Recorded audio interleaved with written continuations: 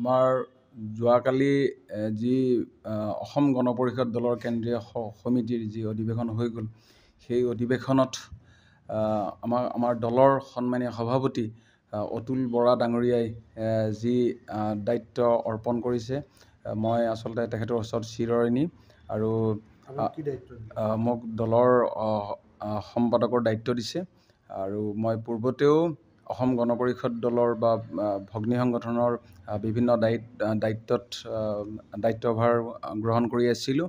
আৰু এই চেগতে মই পোনপ্ৰথমে আমাৰ দলীয় সন্মানীয় সভাপতি অতুল বৰা ডাঙৰীয়াক মই বিশেষভাৱে ধন্যবাদ জনাইছোঁ। আৰু তেখেতক পুনৰবাৰ সভাপতি যি আসন অলংকৃত কৰিছে, এই চেগতে তেখেতক মই আন্তৰিক উষ্ম শ্ৰদ্ধাপূৰ্বক মই অভিনন্দন জ্ঞাপন কৰিছোঁ। অতুল বৰা ডাঙৰীয়াৰ নেতৃত্বত অসম গণ পৰিষদ দল আৰু অধিক শক্তিশালী হ'ব, আগবাঢ়ি যাব। আৰু তেখেতে আমাৰ যুৱ প্ৰজন্মক অধিক গুৰুত্ব দিছে।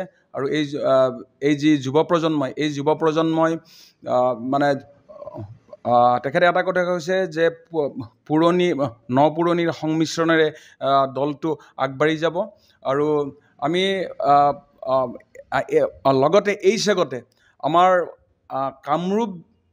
আমাৰ যি বৃহত্তৰ কামৰূপ জিলা, এই কামৰূপ জিলাৰ পৰা আমাৰ অসম গণ পৰিষদ দলত কেন্দ্ৰীয় সমিতিত নতুনকৈ অন্তৰ্ভুক্ত হোৱা যেনেকৈ শ্ৰদ্ধাৰ ৰমেন্দ্ৰনাৰায়ণ কলিতা ডাঙৰীয়া, ডক্টৰ কমলাকান্ত কলিতা ডাঙৰীয়া, নুৰুল হুছেইন ডাঙৰীয়া, সত্যব্ৰত কলিতা ডাঙৰীয়া, শ্ৰদ্ধাৰ মনোজ শইকীয়া ডাঙৰীয়া, সুনীল ডেকা ডাঙৰীয়া, মই আটাইকেইজনলৈকে মই আন্তৰিক অভিনন্দন জ্ঞাপন কৰিছোঁ।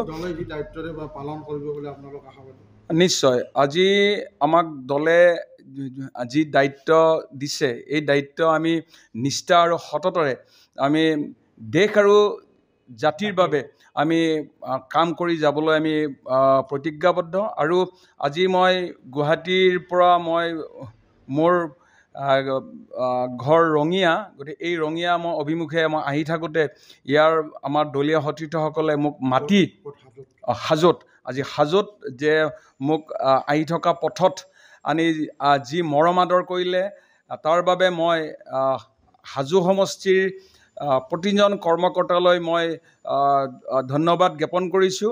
আৰু মই তেখেতসকলৰ লগত সদায় আছোঁ, আগতেও আছিলোঁ, সদায় আছোঁ আৰু সদায় থাকিম।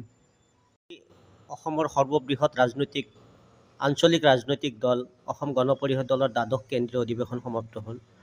আৰু দ্বাদশ কেন্দ্ৰীয় অধিৱেশনত পুনৰবাৰ সদনৰ সৰ্বসন্মতিক্ৰমে অতুল বৰা ডাঙৰীয়াক সভাপতি আৰু কেশৱ মহন্ত ডাঙৰীয়াক কাৰ্যকৰী সভাপতিৰ পদত নিৰ্বাচিত কৰিছে।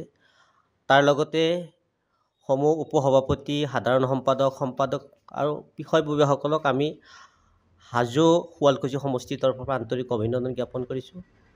আৰু আমাৰ সীমাভাগী ৰঙিয়া সমষ্টিৰ এগৰাকী অসম গণ পৰিষদ দলৰ সক্ৰিয় কৰ্মী অৰ্ণৱ ভৰালীক সম্পাদকৰ দায়িত্ব দিয়াৰ বাবে আমি সঁচাকৈ বৰ আনন্দিত হৈছোঁ। এগৰাকী যুৱ প্ৰজন্মৰ প্ৰতিনিধি তেখেত, গতিকে আজি তেখেতক লগ পাই আমি খুব সুখ অনুভৱ কৰিছোঁ আৰু লগতে তেখেতক আন্তৰিক অভিনন্দন জ্ঞাপন কৰিছোঁ।